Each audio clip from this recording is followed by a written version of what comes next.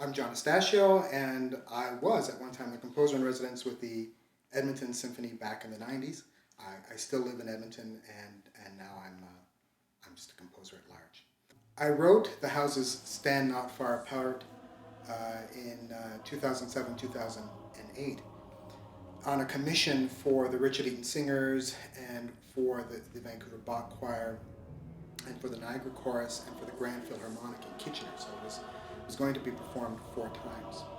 And when I was first offered this commission, I was incredibly excited because I've always wanted to write a piece for orchestra, for choir, and for soloists. And once I said yes, suddenly I felt a bit numb after all that excitement. I felt kind of numb because there was this one moment of, what am I going to write about? And so I approached John Morrell, who's written the librettos for the 3 operas that I have written. And John is a fantastic writer and a playwright and a poet. And he agreed to write some text. But again, there came the question as to what are we going to write about? We had some thoughts on the matter, and we had some discussions, and John Morrell went off and wrote some poetry, and he came back, and we had a couple of missteps at the beginning, and weren't exactly sure which direction we were going to go in. And then suddenly I just started talking to him about the state of the world and the state of humanity. It just seems like no matter how much we try as a species, we're always in these battles, and it's actually quite numbing to think about it.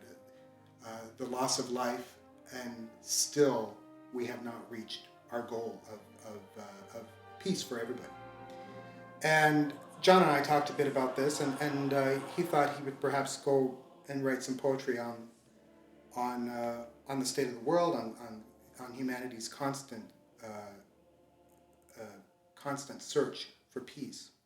I was a bit leery about this, I have to say, though, because there were so many pieces that had been written about this topic, about this issue, and I felt as though everything that needed to be said was perhaps said, and why we're going to be saying this again, because it just seems to be futile. And I struggled with this for a while, and I actually had conversations with some people and some friends, and actually my neighbors who were just right behind me, and their advice was actually good. They said that artists have this immense canvas and an opportunity to share thoughts and ideas and concepts and visions with the world that most people don't have, and certainly what could be larger for a composer? What could be larger than the canvas consisting of an orchestra and a choir and soloists? This is a huge ensemble. One thing that settled it for me was when I attended a play at the Citadel here in Edmonton. I went to see Hannah's Suitcase, and it's a play that deals with the Holocaust, and it's a play for all audiences, but primarily for younger audiences. And after the play, there was a question and answer session for the audience, and several of the young people stayed behind to ask some questions, and I stayed as well. And one young girl in the audience, and she must have been no older than 14, she raised her hand and she asked this question. She asked, during the play, when the characters were talking about gassing, what did they mean? And I was a bit struck by this because you've always sort of known about the atrocities that happened during the Second World War and the gas chambers and the millions of people who lost their lives.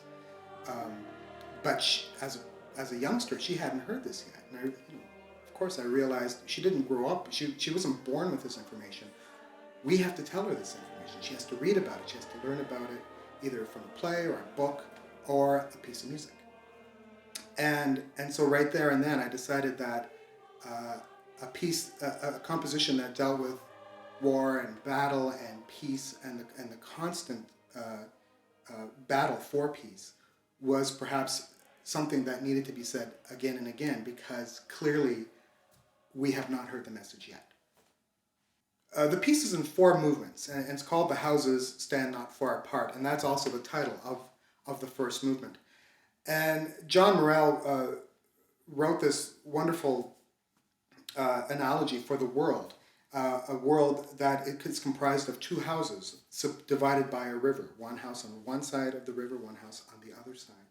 And these houses are virtually identical, he says in his poetry. And the people are identical, the rooms are identical. But what divides them is this river. And they're in their own land and their own country, and so now they're divided by geography, and they might have their own language, which is another division, and they might have their own religion and their own currency, and so on and so forth. And he sets up this division in the first movement. The second movement is called "They Are Dancing," and he talks about the people in these two houses who love life and love to celebrate and love joy, and they love their children and love to dance, and they have these similarities, huge similarities, despite their differences. And in the third movement is called "They Are the third movement is called "They Are Weeping." Excuse me. And here he talks about the fact that these people are so similar. They still, for some reason, want to go to war with one another based on years of atrocity or history, lots of history that is no longer necessarily relevant, and yet they're still battling and dropping bombs on one another's houses, and they are weeping. And in the last movement, it's essentially a call for peace. Despite these differences, what we really need to focus on is the similarities, because for every one difference, there's 100 similarities between people of the world, even if we don't speak the same language or if we're not of the same religion. There are so many similarities between us, and that is really what needs to draw us together and keep us at peace in this planet.